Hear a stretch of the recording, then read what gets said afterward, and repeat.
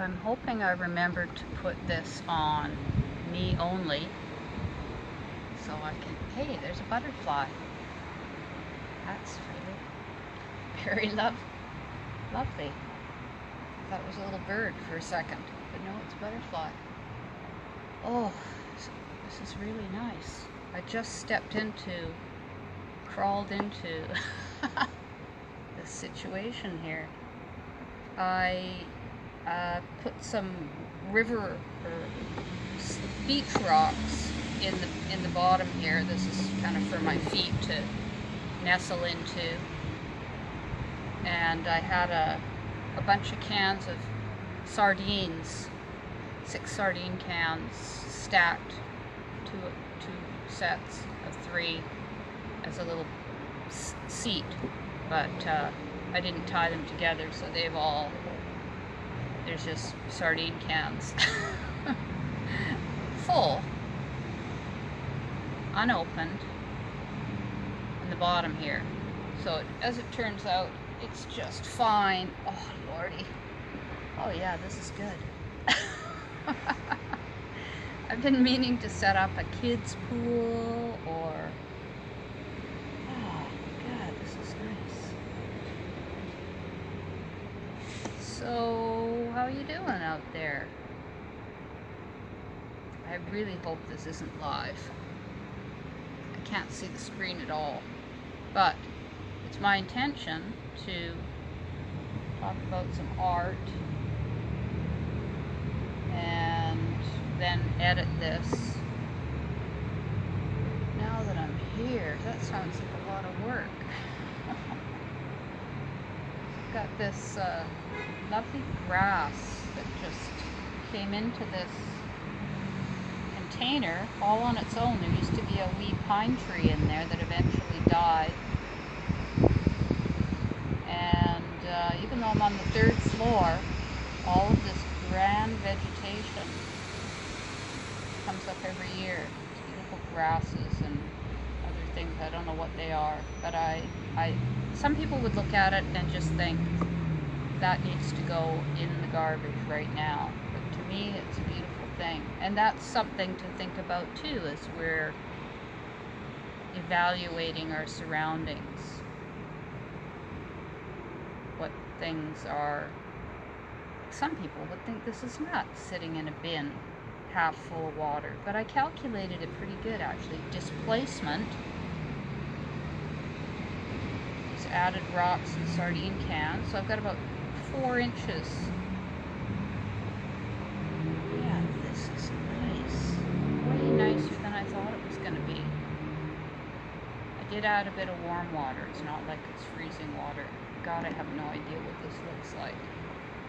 I put the geranium in behind me here for a bit of je ne sais quoi. Oh, you can see that. I know you can.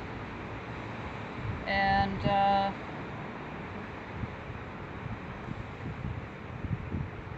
some water.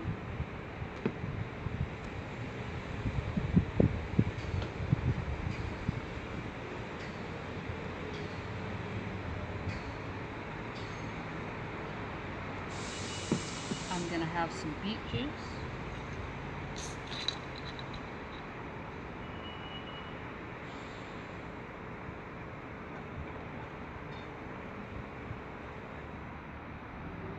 That is so good.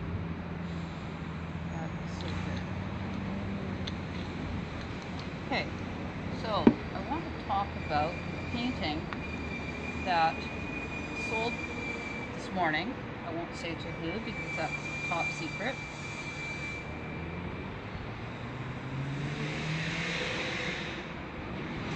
It's Singer 16 out of 4 singers that I did yesterday. And I almost pulled this one out and kept it because it's the beauty of doing 4 up or 3 up, as I sometimes do, is that when I get to a certain point where I'm inclined to continue working on something, I can set it aside and move to another one, and the one that I move to looks fresh again because I've left it at a certain point. So And it also allows areas to dry that I can then add other layers on top of without disturbing that original layer. I use a hairdryer quite a bit to dry areas. But what I like about this is, well, the color of the eyes, the eye whites is a beautiful murky color, also replicated in the teeth. So they're of a shadowed nature. So we're thinking, okay, as a singer, they're on stage in some kind of a venue where there's a dark browny red background, which is kind of nice. That could be a curtain or a wall in some weird basement venue with wood paneling or something kind of odd. I think too with the hair, there's something a bit off about this. She kind of reminds me of, is it Julie London in that TV show, was it called Emergency, or didn't she have hair piled up really high? But it was an odd show because she was such a glamour puss. But I think she was meant, I don't even know why I'm talking about this. I haven't thought about this TV show for eons, but it seemed highly unlikely that this woman was a nurse or whatever she was supposed to be. She was a movie star. She looked like a movie star, cast in a role as some kind of frontline worker in Emergency. But I wouldn't say this is I wouldn't say this person has hit a point in life of a career that they're really happy about. I'd say they probably are in clubs. There's a lot of noise, people talking, basically not connecting with her essentially, and it's worn on her in a way. And she hasn't chosen the best place on the stage to stand, to capture the light, to really put herself in the what's available to her. So it shows a lot of that in her personality, and there's a certain amount of seething around the mouth, yet a relaxed, like a complacency or an acceptance of her status as a club singer or a lounge singer. Well, depends on what kind of connotation that has for you with the lounge. But I like it that the face is quite a bit darker. I've got grass all in front of it here. The face is, I did an undershadow and a kind of a gray. I try and steer away from gray all the time. And I like the bright colors. But I gave this a darker shadow in places where, if you're on stage and a singer is on stage, it seems like she's away from the center, away from the spotlight. So those are the kinds of things that I was thinking about, as well as with putting the ears on. Sometimes I don't even deal with ears, and I don't think it matters if people have ears or not. I don't think anybody really notices or cares. But these very wet strokes and the way that the paint collects on either side leaves a kind of a ridge in the middle, which reads as one of the crazy layers of the ear, which the brain interprets quite simply as an ear. We don't spend a lot of time analyzing. Well, you can, and you can look at the way ears are painted and drawn, and you think, oh God, I've never seen anything like that. That's no kind of ear that I've ever seen. But if you don't look at it too closely, it just reads as, yeah, I guess that's about what the ear is. But the ear is funny because if you're looking up, then the ears are down around the mouth. But if you're looking down, the ears are up around the eyes. So you can, in fact, achieve a tilt effect of the head by where you put the ears. If I'd put the ears down farther, it would have made it seem like she was looking up more. So I'm quite aware of where I put the ears, depending on how long the face is. I like to make a nice long face because it takes up a better portion of the composition. So that's something about ears. I sometimes put them in a very bright color, and actually Michael posted some photos yesterday where the ears, his photos of some people that he knows, and the ears were just this great yellowy pink color, backlit, totally backlit at, I'd say, in a dusk kind of time of day, so the sun was right behind them, and the ears were just illuminated, these bright pinky orange things stuck on the side of the head. They were fantastic. But I like doing that, and that doesn't seem to detract from. It seems to read okay. I'll do some of those again soon. I'll move to another painting. I'll move to this nurse.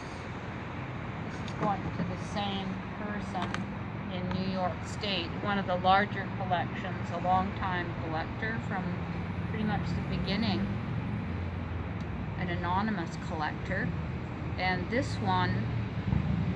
She just commented on it, said this is great, and I've been thinking. I think I said something like, I know, modest as I am, but I said it is a bit scary when really good ones like this don't sell. I try not to be affected by any of this. I really like it basically because I am a performer of all these years, and I read the audience, and I try to, well, it's hard not to be affected when you're on stage, and that's all part of it. If you're getting good feedback, good energy, if the audience is happy, smiling, or angry even, it can all escalate by whatever your intensity is in a performance. So I'm quite used to that dynamic.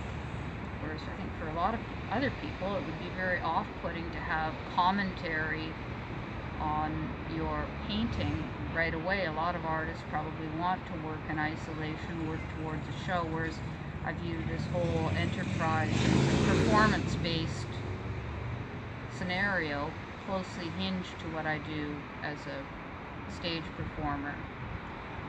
So she had said something like, yeah, and she just said, this is great, or whatever, and I said, I know, and then I told her to look at under the chin. I mean, chins, to me, have taken a lot of time to deal with the chin, because it's a shadow area, and the density of the shadow, and the color, and the line of the jaw, because that line from here all the way up to here, it's very much related to where that bend is of the jaw and coming down, but you have to draw it on a single plane. I go over and over that line in relation to what else is happening on the painting, but you said look under the chin there. To me, there's practically a fever of intensity in this world here, the clench of the teeth and the kind of glaze of the eye and the stare. And I actually really like the hair here, which is kind of a brown that no one would probably ask for if they were at the hairdresser, you know, give me kind of mousy brown. But it works as the rest of it is so light, to have taken the brown and rubbed it in with probably a piece of paper towel, so that it utilizes the warp and the weft of the canvas, as opposed to covering it and creating some other surface or texture. so it picks up light in a different sort of way. There's as it rises up, and the paint catches on the upper part and does not, or no, it'd be the other way. It sinks more into the deposits, and then there's a light on the bits of thread that are raised when you wipe it like that. But overall, with the painting right now, I'm becoming really in tune with. Suddenly, I'd wondered how I'm going to get out of this tub. This is live. Oh, I'll just turn it off first. Thank you.